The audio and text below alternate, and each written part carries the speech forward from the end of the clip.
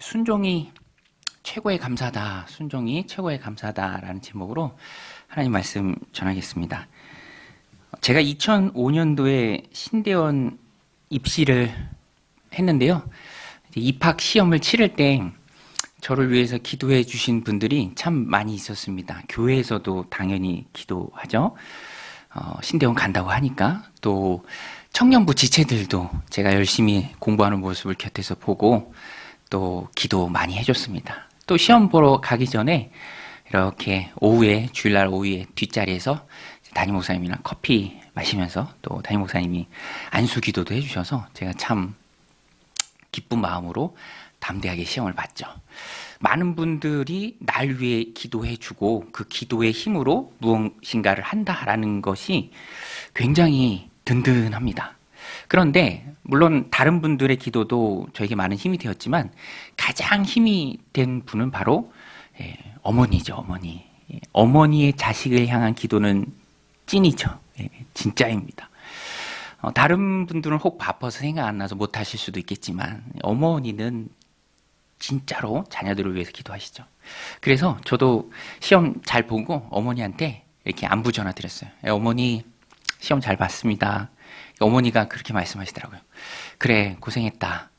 나도 일하면서 시간 정해놓고 집에 들어가서 너 시험 보는 내내 기도했다, 이렇게 말씀을 해주시더라고요. 그런데 그 말씀이 저에게 참 감동이었어요. 왜냐하면 그 목장 소 돌보는 일이 분주하거든요. 막 이렇게 몰두하다 보면은 다 까먹게 돼요. 제가 그걸 알아요.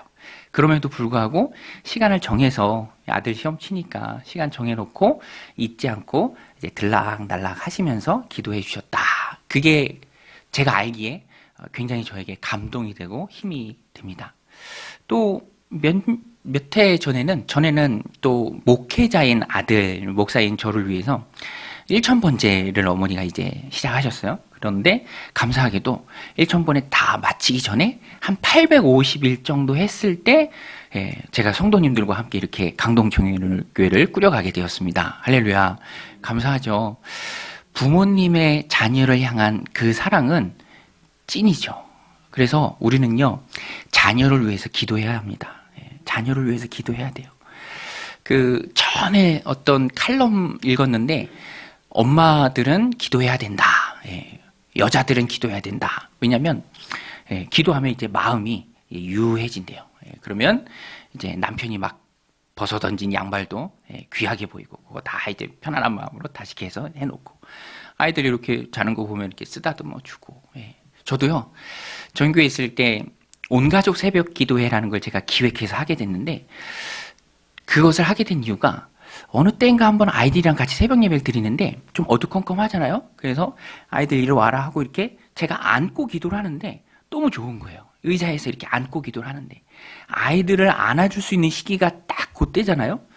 야, 이럴 때 부모들이랑 같이 기도하면 참 좋겠다, 이렇게 시작해서 했는데 되게 좋죠. 저도 이 아이들이 딱 그 한때잖아요. 안아줄 수 있을 때, 품에 안고 기도할 때. 우리는요, 자녀를 위해서 기도해야 합니다. 어릴 때는 안고 기도하고, 또 자녀들이 정말 부모의 기도를 필요로 하죠. 영적인 축복을 필요로 하는 존재가 바로 자녀입니다. 끝이 없잖아요.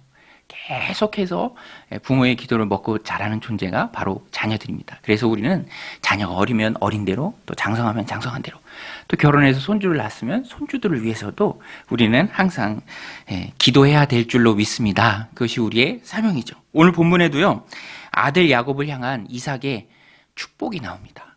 이삭이요, 또 야곱을 불러서 그를 축복합니다. 전에 축복했는데 재차 축복을 합니다. 축복은 할수록 좋은 거죠. 또 할수록 확실해집니다. 그래서 야곱을 불러서 이삭이 축복을 해요. 전에는 모르고 축복했죠. 그러나 이제는 알고 축복합니다. 진심 어린 마음으로 이삭을 축복합니다. 그런데 우리가 이삭이 야곱을 축복하는 이 장면을 오늘 말씀을 통해서 보면서 좀 주목해 봐야 할 부분이 있습니다. 오늘 말씀 1절, 2절인데요. 어디를 주목해서 봐야 할까요? 한번 보십시오. 1절, 2절인데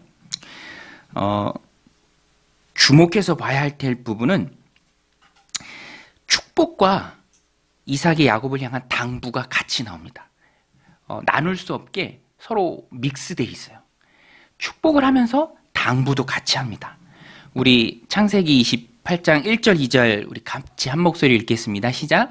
이삭이 야곱을 불러 그에게 축복하고 또 당부하여 이르되 너는 가나안 사람의 딸들 중에서 아내를 맞이하지 말고 일어나 밧단 아람으로 가서 내 외조부 부두엘의 집에 이르러 거기서 내 외삼촌 라반의 딸 중에서 아내를 맞이하라. 이렇게 부탁을 합니다.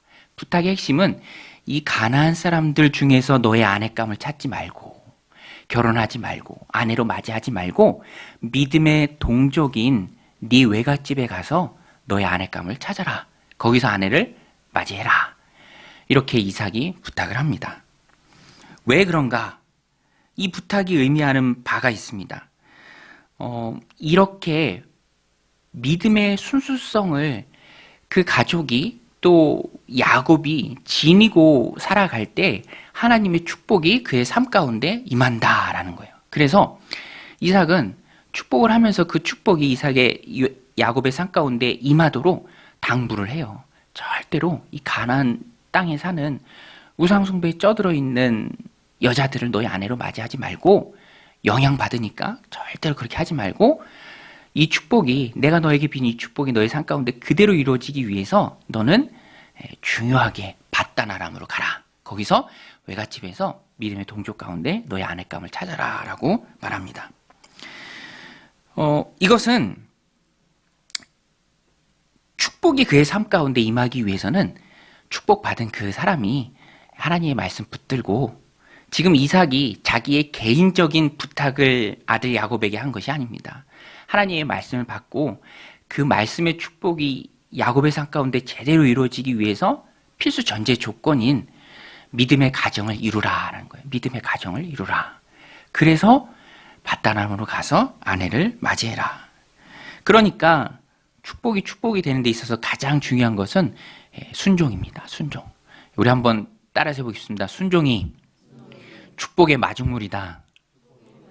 네, 여러분 순종이 축복을 내 삶으로 끌어오는 마중물인 줄로 믿습니다. 언제나 그 축복은요 전제의 조건이 붙어요. 우리가 하나님의 말씀에 순종할 때 내가 그 축복의 조건과 약속대로 그 삶을 신실하게 걸어갈 그때 하나님의 축복이 내 삶 가운데 임한다라는 것입니다. 복과 순종이 밀접한 관계에 있다는 것을 우리에게 잘 보여주는 성경에 나오는 대표적인 예가 사울 왕이죠. 사울 왕. 여러분 보세요. 사울 왕이요 이스라엘의 첫 번째 왕입니다. 그리고요 첫 번째 왕이다라는 것은 굉장히 큰 하나님의 복이죠. 이스라엘의 초대 왕. 하나님이 사울 개인에게 복을 주셨기 때문에 이스라엘의 초대 왕이 될 수 있었던 거예요. 그런데 나중에 사울은요 이렇게 큰 복을 받았음에도 불구하고 이것을 지속적으로 유지하지 못해요. 왜냐하면 나중에 목에 힘이 들어가죠. 그래서 하나님의 말씀에 순종하지 않습니다. 대표적인 게 아말렉을 진멸하라 라고 분명히 하나님께서 말씀하셨지만 아말렉을 치는 중에 좋은 것들은 남깁니다. 좋은 소, 좋은 양 남겨요. 그리고 아말렉 왕 아각을 남기죠. 여러분 개선할 때 임금이 전쟁하고 돌아올 때 적국의 왕을 사로잡아오면 얼마나 멋있어 보입니까? 얼마나 사람들이 추앙하고 또 박수 치겠습니까? 그러니까 사울은 거기에 마음을 빼앗겨서 하나님의 말씀에 온전히 순종하지 못했던 거예요. 그래서 목에 힘이 들어가고 순종하지 않았죠. 결국에는 어떻게 됩니까? 성경은 그가 버림받았다라고 말해요. 사무엘상 15장 23절인데요. 우리 같이 한번 읽겠습니다. 시작. 이는 거역하는 것은 점치는 죄와 같고 완고한 것은 사신 우상에게 절하는 죄와 같음이라. 왕이 여호와의 말씀을 버렸으므로 여호와께서도 왕을 버려 왕이 되지 못하게 하셨나이다 하니. 두렵고 떨리는 말씀이죠. 여러분 오늘 우리들 삶 가운데 하나님 부어주시는 그 축복이 지속적으로 누리도록 지속적으로 유지되도록 하기 위해서 우리는 늘 하나님의 말씀을 붙들고 그 말씀에 순종하며 달려가야 할 줄로 믿습니다. 그것이 하나님 우리에게 주신 축복의 조건이에요. 순종입니다. 이렇게 하면 여러분 하나님의 말씀이 정말로 내 삶 가운데 축복으로 임하기 위해서 버려야 할 것들이 있고요. 또 내가 떠나야 될 자리가 있고요. 또 내가 힘써서 해야 될 것이 있습니다. 지금 야곱에게 있어서는 좋은 믿음의 신앙의 아내를 맞이하는 거예요. 그리고 믿음의 가정을 꾸리는 것입니다. 그럴 때 하나님 주신 축복이 그의 삶 가운데 임하죠. 가나안 여자들은 왜 안 되냐면 지독한 우상 숭배자들이에요. 그래서 에서가 이 가나안 땅에서 두 여인을 아내로 맞이했죠. 그것이 두고두고 집안에 불화가 되고 갈등이 됩니다. 리브가는요 정말로 힘들었어요. 나중에 아버지 남편 이삭에게 고백을 하죠. 결혼은요 육체적인 결합만이 아니라 정서적, 영적인 결합입니다. 그러니까 신중해야죠. 가나안 여자는요 믿음의 남자에게 영향을 끼칩니다. 남자들은요 본능적으로 갈등을 피하려는 경향이 있어요. 젊을 때는 그렇지 않아도 나이가 들면서 에이 그래 가정의 평화를 위해서 이렇게 당신 마음대로 하세요 이렇게 할 때가 있습니다. 그런데 다른 것들은 다 그렇게 할 수 있죠. 그렇죠 여러분? 다른 것들은 다 아내한테 배우자한테 당신 보기 좋은 대로 뜻대로 하세요라고 얼마든지 양보할 수 있습니다. 그런데 믿음과 신앙은 그럴 수 없죠. 믿음과 신앙은 양보할 수 없는 거예요. 타협의 대상이 될 수가 없습니다. 그런데 가나안 여자들은 우상 숭배자들이기 때문에 여호와의 신앙이 없어요. 거기서 아내를 그래서 야곱은 맞이하면 안 되는 거죠. 솔로몬 보죠. 솔로몬은요 정말 신앙이 좋았지만 그 좋은 신앙을 여자들이 다 끌어내립니다. 솔로몬 신앙이 얼마나 좋았습니까? 하나님 앞에 정말 진짜 1,000번째 제사를 드렸죠. 그것이 재물이 양이었다면 양 1,000마리고요. 또 재물이 소였다면 소 1,000마리입니다. 지극한 정성으로 하나님을 예배했어요. 그때 하나님이 감동하셔서 솔로몬에게 백지수표를 주잖아요. 야, 내가 너에게 감동했다.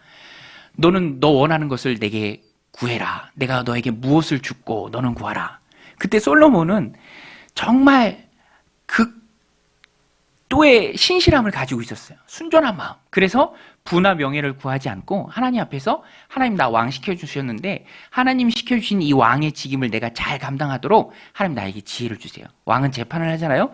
재판할 때 재판을 잘할 수 있도록 백성들을 잘 다스릴 수 있도록 지혜를 주세요라고 말할 정도로 솔로몬의 신앙은 아주 순전하고 또 하나님 앞에 너무너무 아름다웠습니다. 그런데 솔로몬 말년에 정략 결혼을 하잖아요. 애굽에서 아내를 맞이하고 여기저기서 다 아내를 맞이합니다. 이방 여인들과 결혼해요. 그러니까 이방 여인들이 자기만 오나요? 자기가 섬기는 우상들도 같이 오죠. 그러니까 나중에 솔로몬이 나이 많아 늙었을 때는 그 이방 여인과 결혼해서 그들이 가지고 있는 우상들을 위해서 신전도 지어주고 나중에 솔로몬도 그 신전에 들락날락거리고 믿음 좋은 솔로몬을 완전히 끌어내린 사람들이 바로 이방 여인들이죠. 열왕기상 11장 3절에 잘 나옵니다. 우리 같이 한번 읽겠습니다. 시작. 왕은 후궁이 700명이요 첩이 300명이라 그의 여인들이 왕의 마음을 돌아서게 하였더라. 솔로몬의 나이가 많을 때에 그의 여인들이 그의 마음을 돌려 다른 신들을 따르게 하였으므로 왕의 마음이 그의 아버지 다윗의 마음과 같지 아니하여 그의 하나님 여호와 앞에 온전하지 못하였으니. 믿음 좋은 솔로몬도 다 끌어내렸습니다. 그러니까 이삭이 야곱에게 당부했던 것은요 정말로 중요한 당부예요. 결혼은 얼마나 신중합니까? 믿음의 가정을 꾸리는 것이 너무너무 중요하죠. 제가 보니까 사람은요 연약해요. 사람을 제대로 만나지 못하면 다 영향을 받습니다. 이 믿음이 없는 여성들은 특별히 드라이기 같아요. 이 믿음 촉촉하게 젖은 그 믿음의 습기를 완전히 말려버릴 수가 있습니다. 그래서 제 친구 중에도 친구 목사님이에요. 친구 목사님인데 결혼할 때 믿음이 별로 없는 분하고 결혼을 했어요. 그래서 지금 별로 없는 분하고 결혼했는데 그 별로 없는 믿음마저도 이 여성분이 다 날아가 버린 거예요. 그래서 엄청나게 힘들고 고생스러운 시간을 지금 보내고 있습니다. 곁에서 기도 부탁하고 기도해 주는데 안타깝죠. 목회가 되겠습니까? 그런데 제가 보니까 이 친구도 영향을 받아가더라고요. 이 친구도 영향을 받아가요. 며칠 전에 통화했는데 주일 예배를 못 드리고 있다는 거예요. 주일 예배를. 코로나는 핑계죠. 코로나는 핑계입니다. 여러분 그거 아시죠? 코로나는 핑계예요. 뭐 식당도 가고 또 태권도 학원도 가고 어디도 다 가는데 왜 교회만 안 되겠습니까? 그것은 핑계죠. 근데 이 친구가 그런 안에 영향을 받아가더라고요. 그래서 제가 그냥 아주 단호하게 조언을 했어요. 야, 너 그러면 안 된다. 정신 똑바로 차리고 바닥부터 가야지. 아내의 믿음이야 네가 어떻게 할 수 없겠지만 자녀의 믿음이 중요해요. 자녀의 믿음. 예. 자녀는 어떻게 할 거예요? 그래서 제가 가까운 교회에 너 혼자라도 등록하고 자녀를 꼭 데리고 다녀라. 믿음은 부모로부터 자녀에게 계승되는 거잖아요. 그러니까 이 불신 가정하고 결혼하고 또 그런 아내와의 생활하는 것이 굉장히 큰 문제가 된다라는 것입니다. 그래서 제가 그렇게 단호하게 얘기하니까 오히려 친구가 깨닫고 고맙다라고 저한테 얘기하더라고요. 바닥부터 다시 해야죠. 다시 정말 애기 손 잡고 아빠 혼자 교회 등록하고 그때부터 다시 시작하는 모습이 있어야 된다라는 것입니다. 순종이 없으면 축복의 길이 막히죠. 축복은 순종의 길을 걸어갈 때 주어지는 것입니다. 그래서 내 믿음을 뺏어가고 내 신앙을 악한 영향을 끼치게 하는 것들에 대해서 우리는 신중해야 되고요. 조심해야 되고 믿음의 길, 순종의 길, 그것이 바로 축복과 연결되는 길이다라는 것입니다. 그래서 야곱은요, 두말 않고 아버지의 말씀에 순종해요. 야곱은 축복의 말씀에 대한 사모하는 마음이 컸어요. 그래서 방법은 잘못됐죠. 아버지를 속이면서 축복을 가로채는 그 방법은 잘못됐지만 그 마음은 참 귀하죠. 그런데 우리가 주목해야 될 것은 야곱은요, 약은 사람 같지만 축복을 받고자 하는 사모하는 마음도 컸고요. 그 마음에서만 멈춘 게 아니라 그 축복을 받고자 하는 마음이 강해서 순종하고자 하는 마음도 컸어요. 순종하고자 하는 마음. 그래서 죽이려는 형을 피하기 위해 밧다람으로 간 것이지만 나중에 하나님이 이것을 바꾸세요. 그 밧다람으로 가는 그 길이 바로 야곱의 인생에 있어서 연단의 길이 되고요. 하나님과의 깊은 교제를 나누는 시간이 되고 그 길이 바로 축복의 길이 됩니다. 야곱은 하나님의 복이 자식이 삶 가운데 임하기를 간절히 바라는 마음으로 순종의 걸음을 힘있게 걸어가요. 그래서 먼 길 밧다람도 아랑곳하지 않고 그 길로 걸어갑니다. 오늘 우리에게 깨닫게 하는 게 있습니다. 야곱의 이런 모습, 순종의 모습을 보면서 우리가 깨달아야 할 것이 있습니다. 그것은 바로 축복을 받으려면 순종해야 된다라는 것입니다. 순종 페이를 지불해야죠. 순종하는 것이 하나님 백성의 바른 모습이고요. 하나님 부어주시는 축복을 내 삶 가운데 두는 그런 좋은 도구입니다. 그래서 우리는 축복을 내 삶에 두기 위해서 열심히 순종해야죠. 야곱은 이것을 잘했습니다. 야곱은요, 두말하지 않고 순종해요. 그리고 나중에 형 에서가 이것을 보면서 깨닫기도 합니다. 우리 5절 말씀인데요. 같이 한번 읽겠습니다. 시작. 이에 이삭이 야곱을 보내매 그가 밧단 아람으로 가서 라반에게 이르렀으니 라반은 아람 사람 부두엘의 아들이요 야곱과 에서의 어머니 리브가의 오라비더라. 야곱은요, 두말하지 않고 아버지의 당부, 하나님의 말씀이죠. 그 말씀에 순종해서 밧단 아람으로 갑니다. 물론 힘든 길이죠. 외로운 길입니다. 가다가 돌베개 베고 자잖아요. 베델에서. 외로운 길이죠. 힘든 길입니다. 녹록지 않은 길입니다. 그러나 그 길이 축복의 길이고요. 하나님을 깊이 경험하는 길입니다. 복의 완성이 밧단 아람으로 가는 그 길에 있어요. 야곱이요 밧단 아람으로 가서 하나님이 그것을 축복으로 바꿔주셨을 때 거기서 자식들도 없고 아내도 없고 또 야복 강가에서는 하나님과 씨름하잖아요. 그리고 이름이 이스라엘이 되잖아요. 그러니까 야곱의 인생 가운데 밧단 아람에서의 20년은 그의 아브라함의 축복이 그의 삶 가운데 온전히 장착되는 시간이었고 귀한 시간이었습니다. 연단의 시간이고요. 여러분 오늘 우리들 삶 가운데도 하나님의 말씀 붙들고 연단하는 그 시간이 축복이 내 삶 가운데 장착되는 시간인 줄로 믿습니다.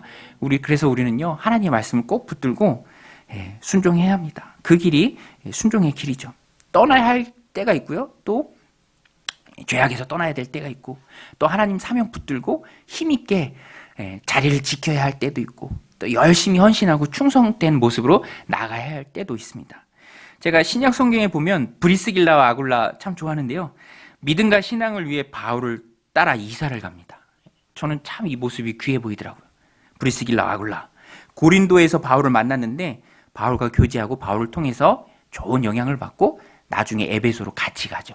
그리고 에베소에서 복음 사역을 힘있게 감당합니다. 아볼로 같은 신학자를 만났는데요. 그를 온전히 복음의 신실한 일꾼을 세워서 다시 고린도로 파송하기까지 하는 평신도 사역자가 브리스길라, 아굴라예요. 바라기는 하나님께서 우리 강동정육교회 이 브리스길라, 아굴라 같은 신실한 성도님들을 많이 허락해 주실 줄로 믿습니다. 우리가 그렇게 돼야죠. 브리스길라, 아굴라. 복음 붙들고 힘있게 일한. 나중에 로마로 다시 가서는요.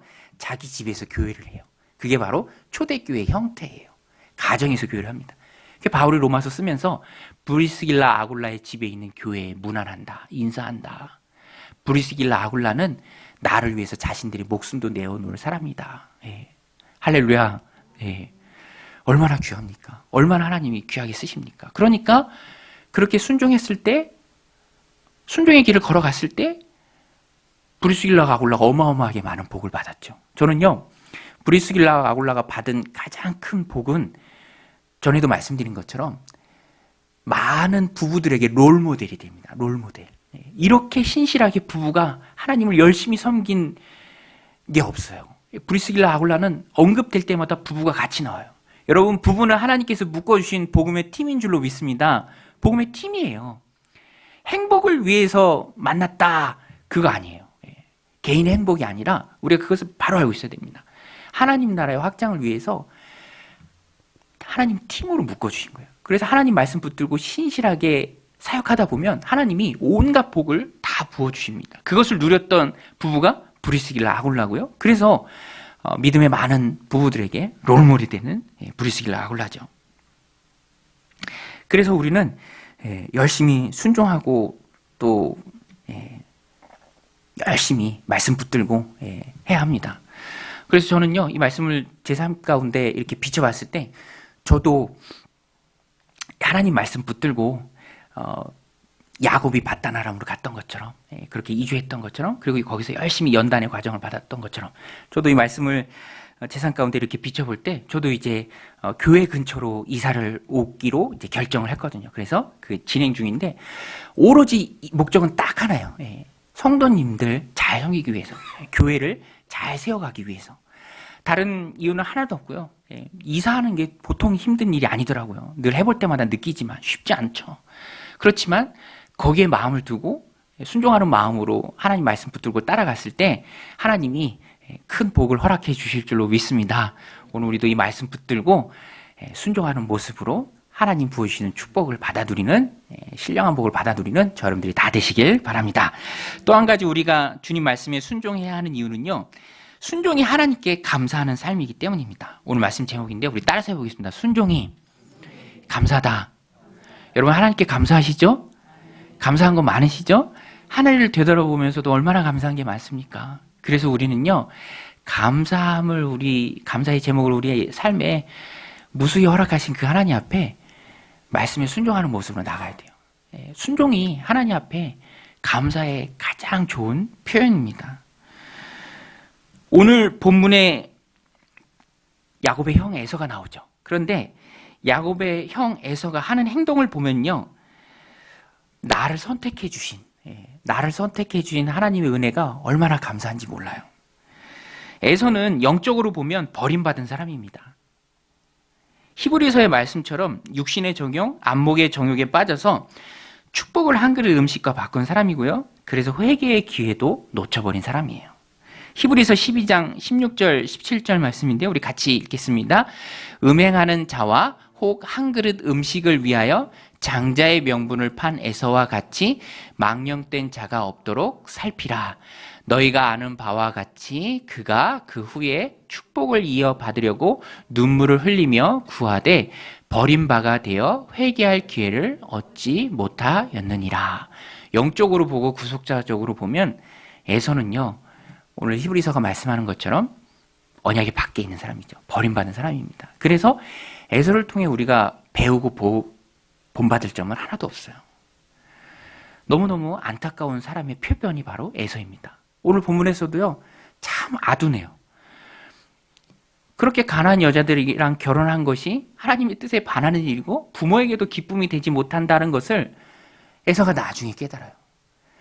그래서 야곱이 순종하는 모습을 보면서 자기도 좀 뭘 해야겠다라는 마음으로 다시 이삭의 배다른 형제인 이스마엘의 가문에 가서 거기서 아내를 또 얻습니다.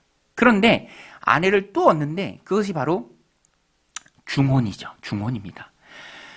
이미 아내가 둘이나 있는데 또 아내를 얻는 거예요. 그러니까 그것은 해결책이 아닙니다. 문제는 자기 자신인데 문제의 원인을 외부에서 찾고 외부에서 해결하려고 하는 것이죠. 그래서 성경은요, 본처들 외에 또 아내를 얻었다라는 것을 부정적으로 묘사합니다. 악하게 묘사를 해요. 잘못된 행동인 것을 명백히 말합니다. 9절 말씀인데요. 이에 에서가 이스마엘에게 가서 그 본처들 외에 아브라함의 아들 이스마엘의 딸이요 느바요스의 누이인 마할랏을 아내로 맞이하였더라. 본처들 외라고 분명히 기록합니다. 그리고 맞이하였더라라는 말의 원어가 라카흐인데요. 이게 쥐다, 붙잡다라는 뜻이에요. 움켜쥐다, 붙잡다. 그런데 이 단어가 혼인 관계 속에 사용되었을 때는 그 혼인 관계 자체가 부정하고 부도덕하다라는 것을 의미해요.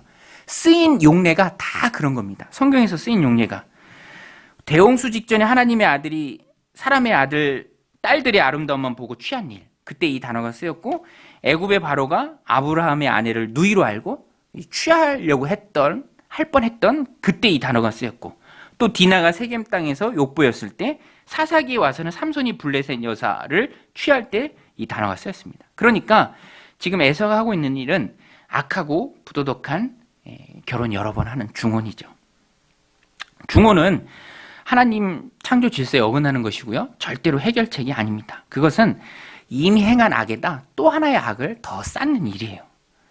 그러니까 여기서 에서가 보여주는 것은 아둔한 모습입니다. 아둔한 모습. 답답한 사람이죠. 하나님의 선택을 받지 못한 사람이기 때문입니다. 왜 이렇게 어리석은가? 하나님의 선택을 받지 못했기 때문에. 그래서 오늘 우리는 이 말씀을 영적으로 볼 때 에서는 히브리서에서 말씀하신 것처럼 버림받은 사람이죠. 아둔한 사람이고 우리가 볼 때 안타까운 사람입니다. 답답한 사람이죠. 이런 선택받지 못한 에서의 아둔함을 보면서 우리가 깨달아야 할 것이 있습니다. 그것이 무엇이냐면 에서를 보면서 우리가 감사가 돼요. 하나님이 날 선택해 주셨으니 얼마나 감사한가. 우리도 버림받았다면 이런 세상의 아둔함 속에 그대로 매여 있을 텐데, 세상이 전부인 줄 알고 그대로 살아갈 텐데, 하나님이 날 하나님의 자녀로 선택해 주셨으니 얼마나 감사한가. 여러분, 우리는 하나님의 자녀인 줄로 믿습니다.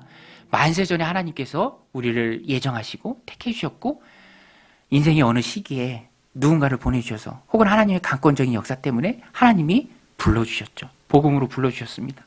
그러니까 우리는 선택받은 하나님의 백성이라는 것이 너무너무 감사하죠. 얼마나 감사한지 모릅니다. 우리 한번 따라서 해보겠습니다. 하나님, 감사합니다. 저도요, 이 에서를 보면서 선택받았고, 선택받은 것도 감사한데, 하나님 위해서 또 목양할 수 있는 목회자로 세워주시고, 우리가 다 직업의 부르심도 있고 사명의 부르심이 다 있죠. 불러주신 하나님 얼마나 감사합니까? 정말로 감사한 것이 곱씹어 보면 참 많죠. 저는 요새 날씨가 이렇게 추운데 집이 따뜻해서 감사해요. 애들 춥다 그러면 온도 높여줄 수 있고 얼마나 감사합니까? 저희 집은 또 열병합 발전소가 바로 옆에 붙어서 더 따뜻한 것 같아요. 감사하죠. 따뜻합니다. 또 날마다 먹을 양식을 주셔서 감사합니다. 저희가 교회 올 때 아내가 도시락 싸주는데 감사해요. 도시락 통 안에 이렇게 먹을 밥이 있으면 감사해요. 물론 뭐 내용이 그렇게 막 화려하고 그런 건 아닙니다. 뭐 인스턴트도 있고 막 그런데, 그러나 감사하죠. 할렐루야. 감사하죠. 얼마나 감사합니까? 또 말씀을 통해서 변화가 되는 것도 참 감사해요. 저는 오늘 새벽 말씀 보면서 여성들은 남편에게 복종하라. 여러분, 복종하라는 말이 좀 그렇죠? 그러신가요? 하나님 말씀인데. 그런데 이게 창조 질서예요. 그런데 남성들은 또 보면은, 오늘 말씀에 보면은 아내를 사랑하라. 근데 그 뒤에 딱 그 말씀이 붙어요. 아내를 괴롭게 하지 말라. 근데 제가 제 삶을 되돌아봤을 때 아내를 괴롭게 한 적이 참 많이 있었던 것 같아요. 보면서 아내를 괴롭게 하면 안 되겠다. 그래서 알아서 밥도 차려 먹고 가끔 설거지도 하고 밥 달라고 쪼르지 않고 반찬 투정하지 않고 그게 다 괴로운 거잖아요. 얼마나 괴롭습니까? 아내를 괴롭게 하지 말라.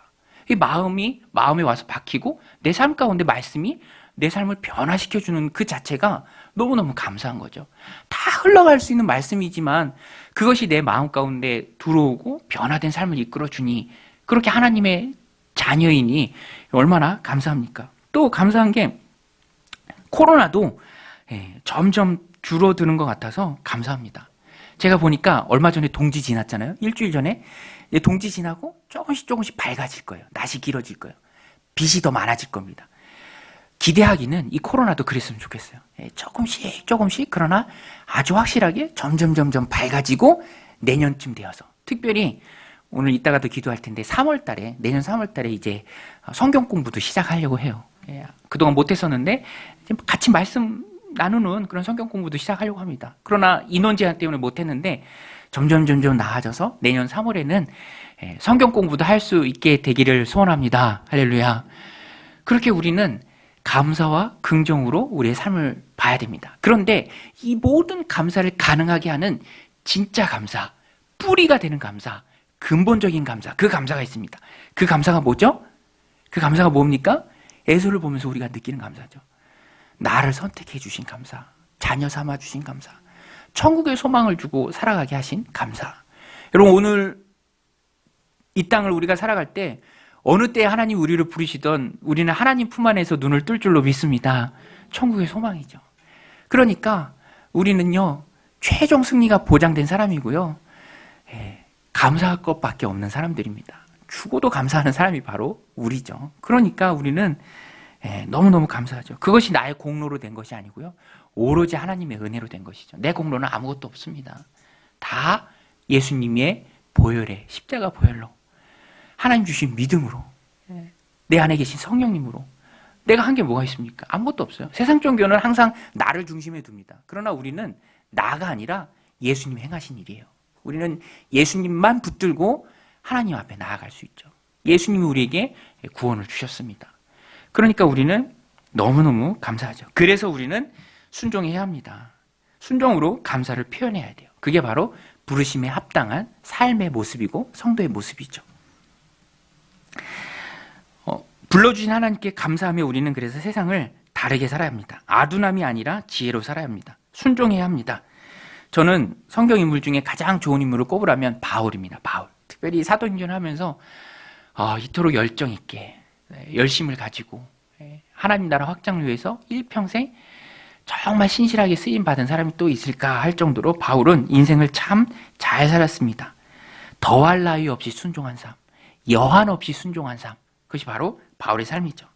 바울은요 어떻게 그런 삶을 살았습니까? 그가 받은 은혜가 컸기 때문에 그래요. 디모데 전서에서 고백합니다. 내가 죄인 중에 괴수라. 전에 예수님 믿는 사람들을 바울이 얼마나 핍박했습니까? 잡아다 가두고 스데반 집사님 순교하실 때 그 옆에서 지키고 서 있었잖아요. 스데반 선교사님 순교에 일조를 했잖아요. 그러니까 그것이 뒤집어졌을 때 바울은요 일평생 복음에 빚진 마음을 가지고 살았습니다. 그래서 열심히 복음을 전했죠. 하나님께 순종했습니다. 그래서 내가 이렇게 열심히 복음을 전해도 내가 자랑할 것은 없다. 오히려 복음을 전하지 않으면 나에게 화가 있을 것이다 라고 바울이 고백했습니다. 고린도전서 9장 16절인데요. 우리 같이 한번 읽겠습니다. 시작. 내가 복음을 전할지라도 자랑할 것이 없음은 내가 부득불 할 일이라. 만일 복음을 전하지 아니하면 내게 화가 있을 것이로다. 이 바울의 마음이었습니다. 그래서 바울은요 일평생 하나님 앞에 순종했어요. 하나님 앞에 일평생 순종했던 자신의 삶을 전제에 비유했습니다. 포도주를 붓는 제사가 전제죠. 부어서 없어지는 삶과 같았다. 이제 나는 정말 열심히 달렸다. 하나님께서 내게 주실 그 의로운 면류관을 보면서 신실하게 달렸다. 하나님께서 내게 면류관을 주실 것이다. 이런 기대하는 마음으로 인생을 살았습니다. 그의 인생이 하나님 앞에 순종하는 인생이었기 때문에 그랬죠. 오늘 우리도 바울의 고백처럼 하나님께 많은 은혜를 받은 줄로 믿습니다. 그래서 그 은혜를 하나님 앞에 내가 다 갚을 수 있는 방법은 없죠. 그러나 순종하는 것, 하나님의 말씀 붙들고 순종의 길을 걸어가는 것, 바울처럼 하나님의 나라 확장을 위해서 하나님께 도구로 쓰임 받는 것, 그것이 하나님 기뻐하시는 삶이죠. 우리는 영생을 소유한 사람입니다. 사망에서 생명으로 옮겨졌습니다. 그러니까 감사해야 하고요. 그 감사의 좋은 방법이 순종입니다. 오늘도 하나님 우리에게 맡겨주신 일들이 참 많이 있는데 순종하며 나아가는 저 여러분들이 다 되시기를, 오늘 말씀 마음에 새기고 주신 것에 감사하며 충성하는 저 여러분들이 다 되시기를 주님의 이름으로 간절히 축원드립니다. 우리 같이